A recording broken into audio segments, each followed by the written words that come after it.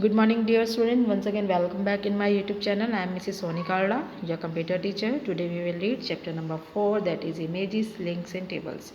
Let's start. In the previous chapter, you have learned the basic concept of HTML. पिछले chapter में आपने HTML के basic concept के बारे में समझा एंड वेरियस फॉर्मेटिंग टैग्स, और उसके अलग अलग फॉर्मेटिंग टैग्स के बारे में भी पढ़ा, like bold, italic, underline, colour, size, इन सब चीज़ों के बारे में आपने पढ़ा, which help a developer in enhancing the appearance of a web page. इन सब चीज़ों की हेल्प से डेवलपर क्या कर सकता था, वेब पेज की अपीयरेंस को इम्प्रूव कर सकता था। Apart from the text-based text, you can also include images, graphic, audio clips, video clips on your web page and give a professional look to it. आप टेक्स्ट के अलावा image, graphic, audio and video clip भी अपने web page में add कर सकते हो और उसको एक प्रोफेशनल लुक दे सकते हो। तो इस चैप्टर में आप मल्टीमीडिया एलिमेंट्स के बारे में पढ़ेंगे। तो चलिए स्टार्ट करते हैं। First topic is inserting images. Images are used to beautify as well as to depict many complex concepts easily on your web page. Images को आप अपने वेब पेज में, अपने वेब पेज को सुंदर बनाने के लिए images को आप यूज़ कर सकते हो। Images can also be used as a navigational tool to help users to browse through the web page. Images को आप क्या बना सकते हो, नेविगेशनल टूल भी बना सकते हो, ताकि यूज़र को हेल्प हो जाए कि वो वेब पेज पर ब्राउज कर सके, यानी अलग अलग वेब पेज पर वो जा सके with the help of images. Web browser support various graphic format such as GIF and JPEG। तो जो वेब ब्राउजर है वो अलग अलग इमेज के फॉर्मेट को सपोर्ट करता है, लाइक GIF और JPEG। There are two types of images. आप हमारे यहाँ इस चैप्टर में हम दो इमेजेस के बारे में पढ़ रहे हैं, इनलाइन और एक्सटर्नल। इनलाइन इमेज क्या होती हैं? The inline image is displayed when the web page is open and is inserted with in A line of text. Inline image क्या होती है? वो आपको तब नज़र आती है जब आपका वेब पेज ओपन होता है और लाइन ऑफ टेक्स्ट यानी टेक्स्ट के साथ साथ वो इंसर्ट होती हैं। Whereas the external image is not shown automatically with other content of the web page. जो एक्सटर्नल इमेज है वो दूसरे कंटेंट के साथ अपने आप नज़र नहीं आता है। Instead it is reference externally and viewed separately by clicking on A link. इसलिए इसको हम एक्सटर्नल के रूप में रेफरेंस करते हैं, और जब आप किसी लिंक पे क्लिक करोगे ये तब दिखाई देती है। The IMG tag is use to insert an inline image. Inline image के लिए हम IMG टैग यूज़ करते हैं। To add an external image के लिए हम एंकर ए यानी एंकर ए टैग को हम यूज़ करते हैं। IMG tag, the IMG tag is use to add images in an HTML document. Image tag को हम यूज़ करते हैं HTML डॉक्यूमेंट में इमेज ऐड करने के लिए। It is an empty tag. ये एम्प्टी टैग है, इट मीन्स इसको सिर्फ स्टार्ट करना है, इसे क्लोज करने की ज़रूरत नहीं है। And require different attributes to be specified with it. और इसके अंदर आप अलग अलग एट्रीब्यूट्स बता सकते हो। The various attributes of the IMG tag tell the browser how to lay out the page so that the text can flow properly around the image। तो जो इसके अलग अलग एट्रीब्यूट्स है इमेज के, वो ब्राउज़र को ये बताते हैं कि किस तरीके से जो इमेज है वो टेक्स्ट के आसपास नज़र आएगी। Let us discuss the attribute of IMG tag. तो आइए हम IMG टैग के अलग अलग एट्रीब्यूट्स के बारे में पढ़ेंगे। सबसे पहले SRC, जिसे हम सोर्स कहते हैं। The SRC attribute help in defining the source of an image. SRC attribute की हेल्प से आप इमेज का एड्रेस बता सकते हो कि ये जो इमेज है वो आपके कंप्यूटर के कौन सी लोकेशन से आप इसको ऐड कर रहे हो। While specifying the image file one should be aware of its location. जब भी आप कोई इमेज फाइल ऐड कर रहे हो तो आपको इसके लोकेशन के बारे में पता होना चाहिए। That is where the file exist. इसका मतलब आपकी इमेज की फाइल कंप्यूटर में कहाँ पर है।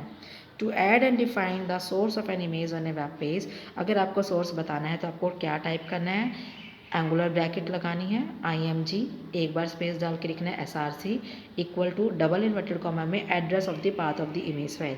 जैसा कि मैं आपको क्लास में समझा भी चुकी हूँ कि एड्रेस आपका कैसे आएगा। Let us understand it with the following cases. हम इसके अलग अलग केसेस को डिस्कस करते हैं। केस नंबर 1 में क्या होगा, if the image file let us say pic1.jpg। अगर इमेज फाइल का एड्रेस है pic1.jpg lies in the same folder where the HTML file refer to its located, then we type. अगर ये आपकी जो फाइल है उसी लोकेशन पर है जहाँ पर आप फाइल बना रहे हो तो सिंपल आप क्या लिखोगे, IMG SRC is equal to pic1.jpg। Case number 2 में वो क्या कह रहा है, अगर फाइल का नाम है pic1.jpg lies in directory other than the one in which HTML file is placed. अगर ये जो फाइल आपकी किसी और फोल्डर में है जहाँ पर आपकी HTML फाइल नहीं है, अगर सेम फोल्डर पर आपकी HTML फाइल भी है और सेम फोल्डर पर आपकी इमेज है तो आप डायरेक्टली इमेज का नाम लिख देते हो, जैसे कि केस नंबर 1 में बताया गया। अगर आपकी फ़ाइल का एड्रेस कहीं और है तो आपने क्या टाइप करना है, फुल एड्रेस टाइप करना है, IMG SRC। और ये कहाँ से कॉपी पेस्ट करना है आपको मैं एक्सप्लेन भी कर चुकी थी। वेब ब्राउज़र पर जाना है, फाइल, देन ओपन, ब्राउज़। आप अपने पिक्चर की फ़ाइल को सेलेक्ट कीजिए, ओपन कीजिए। ओपन करने के बाद जो एड्रेस आता है उसे राइट क्लिक करके कॉपी करना है, देन यहाँ पर राइट क्लिक करके पेस्ट करना है। ठीक है। केस नंबर 3 में क्या रहा है, अगर आपकी फाइल pic1.jpg ये आपके कंप्यूटर में नहीं है and is located in the image folder on the web server of the Google, और ये गूगल में है, तब देन आप क्या टाइप करोगे, imgsrc, उसके बाद उस वेबसाइट का पूरा एड्रेस आप टाइप करोगे जहाँ से आप उस पेज को लेने जा रहे हो। Come to the next phase. Beside src, img tag has various other attributes which are follows। img के सोर्स एट्रीब्यूट के अलावा और भी बहुत सारे एट्रीब्यूट है जिसके बारे में हम पढ़ेंगे। पहला है alt. Some time a browser does not display images, कई बार ब्राउजर आपकी इमेज को डिस्प्ले नहीं करता है। In that case you can provide the text that you want to display in place of the image, तो उस केस में आप उस इमेज के बदले कुछ टेक्स्ट भी डिस्प्ले कर सकते हो। The alt attribute lets you specify text as an alternate to the image, जो alt एट्रीब्यूट है, alt एट्रीब्यूट की हेल्प से आप टेक्स्ट को डिस्प्ले करवा सकते हो। इंपॉर्टेंस ऑफ अल्टरनेटिव टेक्स्ट, क्यों इसकी इंपॉर्टेंस है वो पढ़ेंगे। इफ़ द ब्राउजर ही टेक्स्ट बेस्ड, मान लीजिए आपका ब्राउजर ही टेक्स्ट बेस्ड है, इट मीन्स वो सिर्फ टेक्स्ट को डिस्प्ले करता है। Like Linux can not display image, जो लिनक्स ब्राउजर है वो इमेज को डिस्प्ले नहीं कर सकता। The alt attribute can prove to be helpful, वहाँ पर ऑल्ट एट्रीब्यूट हेल्पफुल प्रूव हो सकता है। Second point, the alt attribute can display a phrase instead of an image, image के बदले में वो एक लाइन को डिस्प्ले कर सकता है।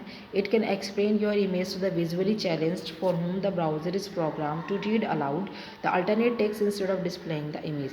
ये उन लोगों के लिए हेल्पफुल है जो विजुअली चैलेंज्ड है, जो देख नहीं सकते, सुन सकते हैं, तो वहाँ पर ये रीड करके बताया जा सकता है कि इमेज के बदले वहाँ पर जो टेक्स्ट लिखा हुआ है, लाइक आपने फ्लावर की इमेज ऐड करी और वो इमेज डिस्प्ले नहीं हो रही है, तो आप पढ़कर बता सकते हो, यहाँ पर एक लाइन दे सकते हो कि this image is related to flower, ये जो इमेज है वो फ्लावर से रिलेटेड है।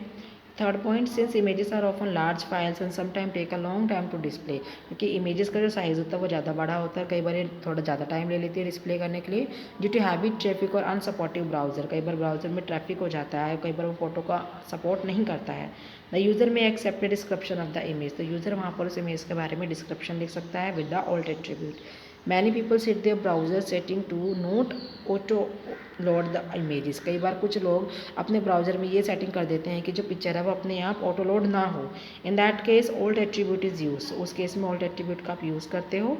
The alternate text will give a description of the image, जो अल्टरनेट टेक्स्ट है वो उस इमेज के बारे में डिस्क्रिप्शन बता सकती है।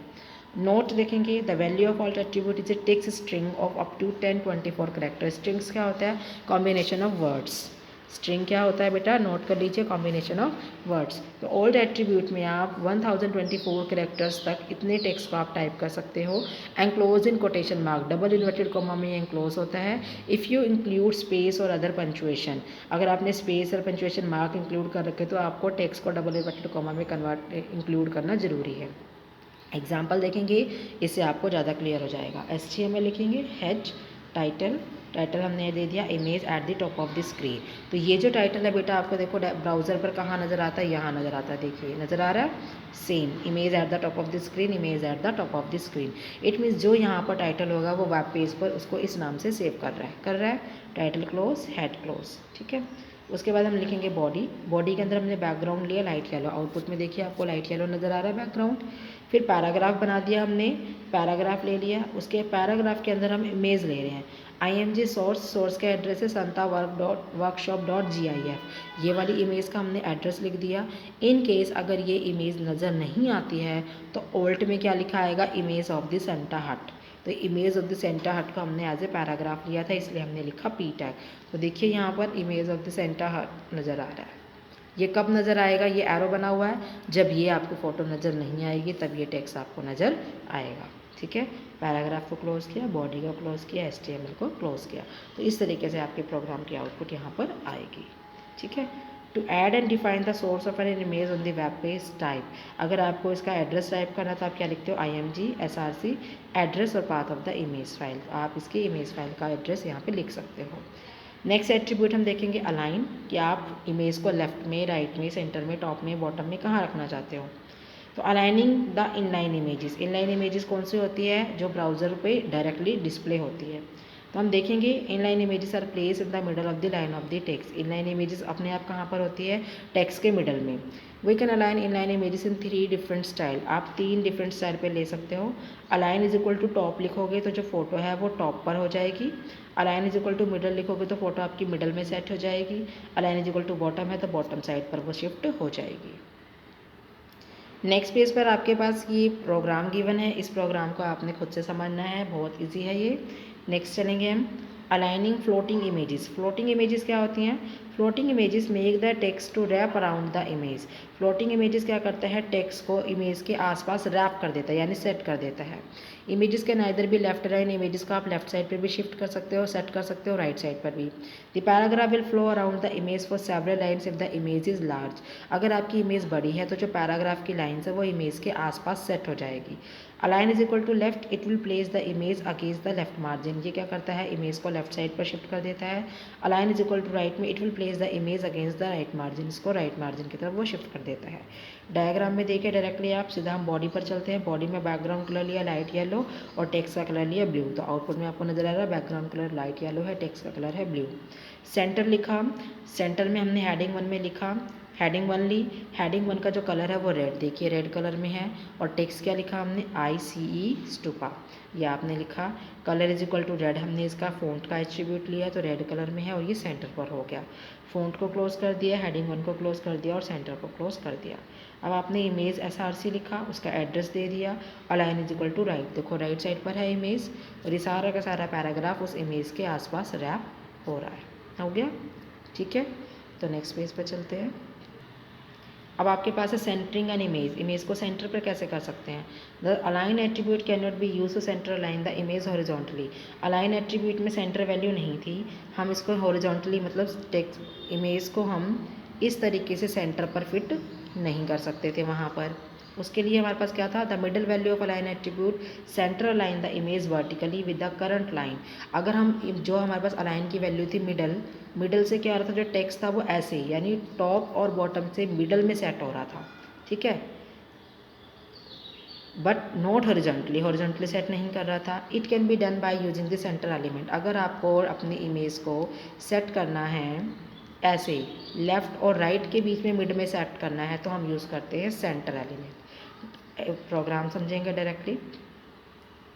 देखिए बॉडी के अंदर आपने लिखा सेंटर टैग, सेंटर टैग के अंदर इमेज का एड्रेस दे दिया। Align is equal to top, align is equal to top में भी दे दिया आपने और सेंटर पर आपकी इमेज आ जाएगी। बॉर्डर देखेंगे, by default an image has no border, image का कोई बॉर्डर नहीं होता, लेकिन आप बॉर्डर एट्रीब्यूट की हेल्प से इमेज के बॉर्डर को ऐड कर सकते हो। इमेज की वैल्यू पिक्सल्स में होती है। डायग्राम में डायरेक्ट देखिए, प्रोग्राम में इमेज SRC इमेज का एड्रेस और border is equal to 5। Output में देखिए बॉर्डर लग गया। नेक्स्ट देखेंगे हाइट एंड विड्थ। हाइट और विड्थ की हेल्प से आप इमेज की हाइट और विड्थ बता सकते हो in the form of integer और परसेंटेज वैल्यू। आप नंबर भी लिख सकते हो, परसेंटेज भी लिख सकते हो। हाइट देखो 70% ले लिया और विड्थ 70%। तो देखो पहले जो डायग्राम पूरा स्क्रीन पर फिट था आउटपुट में, अब वो यहाँ पर हाइट के अकॉर्डिंग सेट हो चुका है। टिप में क्या कह रहा है नेक्स्ट पेज पर? We should always try to specify the height and width attribute of the image so that the browser can read the space for the image. ये कह रहा है आपको हमेशा हाइट और विड्थ बतानी चाहिए ताकि ब्राउजर स्पेस को पढ़ सके और जब पेज आपका लोड हो रहा होता है। Without this attribute the page layout will change during run time. अगर आप ये वैल्यू नहीं दोगे तो जो आपकी लेआउट है पेज की वो चेंज हो जाती है अपने आप। Downsizing a large image with the height and width attribute forces the user to download the large image. अगर आप इसके साइज़ को कम या ज़्यादा कर दोगे तो यूज़र को वो फोर्स करता है कि आप उसको डाउनलोड कर सकते हो। To avoid this rescale the image with the program before using it on a page. इसीलिए इस प्रॉब्लम को सॉल्व करने के लिए आपको क्या करना चाहिए? हाइट और विड्थ एट्रीब्यूट के बारे में ज़रूर इन्फॉर्मेशन देनी चाहिए। हम आज के लिए लास्ट टॉपिक पढ़ेंगे H space and V space. H space and V space control the amount of horizontal and vertical space respectively. H space और वी स्पेस की हेल्प से आप हॉरिजॉन्टल यानी लेफ्ट टू राइट में स्पेस को control कर सकते हो और वी स्पेस से टॉप से बॉटम में स्पेस को कंट्रोल कर सकते हो। These both the values for both this attribute are defined in terms of pixel. दोनों की जो वैल्यू है वो पिक्सल में हम डिफाइन करते हैं। सीधा हम चलेंगे IMG SRC में।